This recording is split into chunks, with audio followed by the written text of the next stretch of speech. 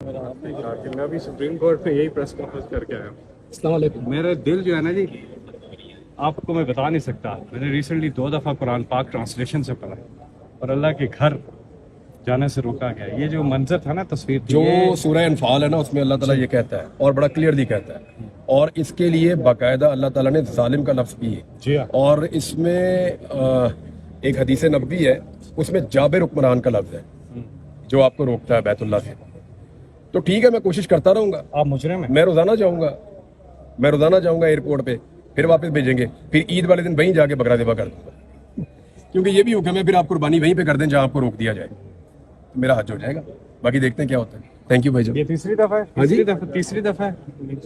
نہیں، مجھے تو کئی دفعہ روکا گیا ہے. میرا بھی حج سے حج سے 3 سال سے کوشش کر رہا ہوں. 3 سال سے آپ کوشش کر رہے ہیں. 2022 میں گرفتار تھا، 2023 میں ہوا تھا، اور 2024 میں جو ہے وہ میں یہ تو بلکہ آپ کو سینٹ میں بھی آواز اٹھانی چاہیے ہم سب کے لیے. اور بھی لوگ ہیں جن کے نام ہیں ECL میں. سمیع ابراہیم صاحب ہیں، وہ اب لگ بھگ 2 سال ہونے والے ہیں، وہ اپنے بچوں سے ہی نہیں ملے، اپنی فیملی سے ملے ہی نہیں. جب بھی ہمارا ہو جاتا ہے نا سینٹ کا، ابھی تو نہیں الیکشن بھی نہیں ہوا نا، ابھی تو وہ جب ہو جائے گا KP والوں کا نہیں ہوا نا، لیکن میں مسلسل جی اس سے پہلے بھی، اور میں باقی ساتھیوں سے بھی کہوں گا وہ اٹھاتے رہے جی. یہ بہت ضروری ہے. ذیشان سینیٹر ذیشان یہاں پہ یہ اٹھائیں گے. He is there, he will definitely raise the voice in the Senate. He was with me in the press conference. یہ صبح جب دیکھا نا، یقین کرے پہلی چیز جا کے سپریم کورٹ میں یہ پریس کانفرنس کریں. نہیں، باقی معاملات بعد میں. یہ جو چیز ہے ابھی ہم جج صاحب کے پاس آئے، ہم نے توہین عدالت بھی کیا اور ساتھ میں ایک اور پٹیشن بھی ڈالی ہے. سیم ڈے میں ہم نے ریکویسٹ کی ہے کہ لگ جائے. اس سال کب تک جا سکتے ہیں؟ وہ میرے پاس تھوڑا سا مارجن تھا، ورنہ رات کو انہوں نے تو اپنی طرف سے میری حج فلائٹ مس کروا دی ہے. اچھا. میں نے، کیونکہ مجھے آئیڈیا تھا کہ یہ شرارت ہوگی میرے ساتھ، تو میں نے اپنی جو حج فلائٹ ہے وہ UAE سے لی اور تھوڑا مارجن رکھا تھا بیچ میں کہ اگر مجھے یہاں روک لیں گے تو میں دوبارہ عدالت میں آ کے پھر دوبارہ چلا جاؤں گا. یہ مارجن میرے کام آ گیا. اگر میں یہاں سے ڈائریکٹ حج کے لیے جا رہا ہوتا، میں اور میری وائف، پھر ہم پھنس جاتے. تو ہمارے پاس تھوڑا سا مارجن ہے چند دن کا. وہ ہم نے جج صاحب سے کہا کہ کل کا ٹکٹ ہے، دیکھیں کیا ہوتا ہے. میں پتہ ہے اللہ کرے گا آپ پہنچیں گے جی. نہیں، حج پہ تو میں جاؤں گا انشاءاللہ. وہ میں آپ کو وہاں سے سیلفی بھیجوں گا سب کو. میں نے نا رات کو قرآن پاک میں نا پڑھا اور احادیث میں بھی پڑھا. اس کا بہت سخت عذاب ہے اور بڑی سخت سزا ہے. آپ بیت اللہ سے اور اس کے طواف سے نہیں روک سکتے مسلمانوں کو. اور جابر حکمران کا لفظ استعمال کیا گیا کہ ظالم حکمران ایک حدیث کے اندر. سورہ انفال میں بھی میں پڑھ رہا تھا، شاید آیت نمبر 34 تھی، وہاں پہ بھی ہے، اور دیگر صورتوں کے اندر بھی یہ تذکرہ موجود ہے. تو اب یہ کون ہے جو اتنا بڑا رسک لے رہا ہے؟ میں تو حیران ہو رہا ہوں. حج پہ تو میں چلا ہی جاؤں گا انشاءاللہ، اور حج تو میں کروں گا انشاءاللہ. یہ تو میرا ایمان ہے کہ میرا اللہ مجھے بلا رہا ہے اور میں چلا جاؤں گا حج پہ. اب یہ اس طرح روکنے سے، یہ رکاوٹیں ڈالنے سے، بجائے اس کے کہ مجھے دعائیں دے کے رخصت کرے، میرے خیال میں اپنے لیے گناہ کما رہے ہیں جو لوگ بھی کر رہے ہیں. غلط بات ہے، نہیں کرنا چاہیے تھا. ہم رات کو گئے تھے ایئرپورٹ پہ، وہاں جا کے پتا چلا جی کہ آپ کا نام پہلے نکال دیا گیا تھا، پھر دوبارہ ڈال دیا گیا، اور سنڈے والے دن ڈالا گیا. جو میرے پاس انفارمیشن ہے، ECL میں میرا نام سنڈے کو ڈالا گیا. اب آپ سارے صحافی ہیں، کیا سنڈے کو کوئی کیبنٹ میٹنگ ہوئی یا کوئی کیبنٹ کے ایجنڈا کے اوپر میرا نام موجود تھا؟ تو ECL میں نام ڈال کیسے گیا؟ وہ تو ڈال ہی نہیں سکتا کیبنٹ میٹنگ کے بجائے. وہ پہلے نکال دیا انہوں نے عدالتی آرڈر پہ، پھر انہوں نے دوبارہ ڈال دیا. ایکچولی یہ کنٹمپٹ کا کیس بنتا ہے. اور اس کے علاوہ ہم نے ایک فریش بھی اپلیکیشن ڈالی ہے عدالت کے اندر، اور ہماری کوشش ہے کہ آج ہی سنی جائے. اور میں کل نہیں جا پایا تو میرے پاس I still have a chance. اور میں نے یہ اپنا جو ہے وہ اس لیے کنیکشن فلائٹ رکھی تھی کہ آگے میرے پاس تھوڑا سا ٹائم ایسا موجود ہو کہ اگر مجھے روک لیا جائے تو میں دوبارہ ٹریول کر کے اپنی جو حج والی فلائٹ ہے اس کو پکڑ سکوں. تو میرے پاس ابھی چانس ہے اور میں دوبارہ حج والی فلائٹ پکڑوں گا اور جاؤں گا. یہاں سے میں نے اب کل کے لیے ٹکٹ لیا ہوا ہے، اور جو کل والا ٹکٹ ہے وہ بھی ہم نے دوبارہ جمع کروا دیا ہے کہ جناب میرے پاس چانس ہے مجھے کل دوبارہ روانہ کیا جائے اور مجھے موقع دیا جائے کہ میں جا کے حج کروں. 2022 میں نہیں کرنے دیا، مجھے گرفتار کر لیا. 2023 میں اغوا ہو گیا، نہیں کرنے دیا. اب 2024 میں پھر ECL میں نام ڈال دیا. میں ٹریول کرنے گیا، پھر مجھے واپس بھیج دیا. تو میں روز جاؤں گا جب مجھے موقع ملے گا، اور کوشش کرتا رہوں گا کہ میں وہاں پہنچ جاؤں اور حج کر سکوں. تو جو لوگ روک رہے ہیں نا، وہ صرف قرآن پاک میں پڑھیں اور حدیث میں پڑھیں कि इस रोकने का अजाब और गुनाह क्या है। तो इमरान रियाज साहब, बाहर जाकर सऊदी अरब जाकर आप ऐसा क्या कर सकते हैं या करेंगे जिसकी वजह से आपको नहीं अलाउ किया जा रहा है? मुझे नहीं समझ आ रही, यानी ये तो मेरे अपने दिमाग में ये सवाल आते हैं जो आपके दिमाग में हैं। शैतान को कंगरे अब मुझे नहीं समझ आ रही। वो तो देखें जो जो अब जितनी भी आपकी ड्यूटीज हैं या आपके अरकान हैं वो तो आपको पूरे करने हैं ना, हज के मनासिक, तो वो तो आपको पूरे करने हैं। इमरान रियाज साहब क्या समझते हैं कि सहाफत जुर्म हो चुकी है आपको ये करने से? देखें अब जो फरहाद के साथ हो रहा है या जो बाकी सहाफियों के साथ हो रहा है, आरिफ हमीद भट्टी साहब की अभी नौकरी चली गई, कुछ और सहाफियों के साथ भी प्रॉब्लम्स हो रहे हैं पाकिस्तान में, बहुत सारे सहाफियों के साथ। कभी कोई गिरफ्तार कर लिया जाता है, कभी किसी पे मुकदमा दर्ज किया जाता है। सिंध में एक और सहाफी, उनको गोलियां लगी हैं, नसरुल्लाह साहब जो है वो शहीद हो गए, एक और सहाफी खैबर पख्तूनख्वा में शहीद हो गए। तो सहाफियों के लिए पाकिस्तान में हालात आसान नहीं है, वो हर गुजरते दिन के साथ मुश्किल होते जा रहे हैं, प्रेशर बढ़ता जा रहा है, और जो सोशल मीडिया के ऊपर सहाफत करते हैं लोग, उनके लिए और ज्यादा मुश्किलात पैदा हो रही हैं। कुछ नए टैक्सेस कह रहे हैं, कुछ नई पाबंदियां कह रहे हैं, कुछ नए कवानीन कह रहे हैं। ये जो सारी चीजें हो रही हैं, ये एक्चुअली गला दबाने की कोशिश हो रही है उन आवाजों का जो आवाजें वो बात नहीं कहती हैं अपनी जुबान से, जिस बात को एक्सपेक्ट किया जाता है या कहा जाता है कि ये बात आप करें और हमारी फेवर में बात करें। तो जो इस वक्त रियासत जिस हुकूमत के कंट्रोल में है, वो कुछ ना कुछ करके सहाफियों को कंट्रोल पूरी तरह से करने की कोशिश कर रही है, लेकिन ये माजी में हो नहीं सका, डिक्टेटर्स भी नहीं कर पाए।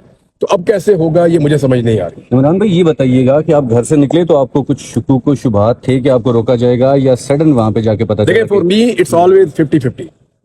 मेरे लिए तो हमेशा ऐसे ही रहता है कि 50-50 है हर काम में। घर से निकले, घर वापस आएंगे नहीं आएंगे, 50-50 है। किसी से मिलने जा रहा हूँ, उसको मिल पाऊंगा नहीं मिल पाऊंगा, 50-50 है। एयरपोर्ट जा रहा हूँ, मैं ट्रेवल कर पाऊंगा नहीं कर पाऊंगा, 50-50 है। क्योंकि जिन हालात में हम जी रहे हैं ना, उसमें कोई भी चीज आप कंफर्म नहीं कर सकते, चीजों में श्योरिटी खत्म हो गई है। तो मेरे लिए तो 50-50 था। कल मुझे पूछ रहे थे सब लोग कि व्हाट डू यू थिंक, रात को हम बैठे हुए थे, खाना शाना खा रहे थे एयरपोर्ट जाने से पहले, तो मुझे पूछा सबने, मैंने कहा जी मेरे लिए तो ये ऐसे है कि 50-50 है। तो उन्होंने कहा फिर अगर आपको रोक लिया, तो मैंने कहा मैं सरप्राइज नहीं होऊंगा उसमें, क्योंकि इतनी सारी चीजें मैंने देखी है, तो वो मुझे अब उस तरह से सरप्राइजिंग एलिमेंट जो है वो अब नहीं है जैसे पहले होता था। सिस्टम से कोई गिला शिकवा? सिस्टम को ठीक करेंगे इंशाल्लाह, गिला क्या है इसमें, तो ठीक करेंगे। सर, सुप्रीम कोर्ट में आज मखसूस नशिस्तों से मुताबिक कैसे, क्या समझते हैं सर? हारने वालों को नहीं मिलनी चाहिए। देखिए, उसूल एक तो फिक्स होना चाहिए, लोगों ने जिसके खिलाफ वोट दिया उसको तो नहीं मिलनी चाहिए ना सीट। मुझे मौलाना फजलुर रहमान साहब पे हैरत होती है, एक तरफ वो कह रहे हैं धांधली हुई है, हम हुकूमत को नहीं मानते, हम इस निज़ाम के खिलाफ लड़ेंगे, दूसरी तरफ वो मखसूस नशिस्तें जो किसी और जमात की जीती हुई हैं वो इलेक्शन कमीशन ने दे दी, तो मौलाना फजलुर रहमान साहब ने भी ले ली। यानी ऐसे तो नहीं होता, या तो आप खड़े हो जाए, आप कहें जी ठीक है ये गलत चीज है, मैं इसको नहीं ले रहा। एक पॉलिटिकल पार्टी तो कहती वहां पे खड़ी होगी जी हमारी बनती नहीं है, हम क्यों ले ले। पीपल्स पार्टी कहती है हम डेमोक्रेसी के मानने वाले हैं, भाई हम हारे हैं जहां से, वहां की मखसूस नशिस्तें हम क्यों ले लें। PMLN कह देती, चले इन दोनों ने नहीं कहना था तो MKM कह देती, उसकी तो वो जीती हुई भी बहुत मशकूक है। और जब उसने भी नहीं कहा तो फजलुर रहमान साहब तो इनकलाब की बात कर रहे हैं ना, वो कह देते, उन्होंने भी नहीं कहा। मेरे ख्याल में अब जजेस को कह देना चाहिए, ये जो फुल कोर्ट बना है बड़ा फिशी है मामला।